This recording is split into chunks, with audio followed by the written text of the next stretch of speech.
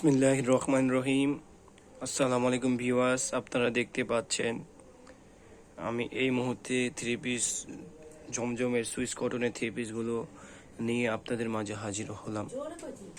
খুবই সুন্দর সুন্দর থ্রি পিসগুলো আপনারা দেখতে পাচ্ছেন, একেবারে 100% প্রিমিয়াম কটন, খুবই ভালো মানের কাপড়।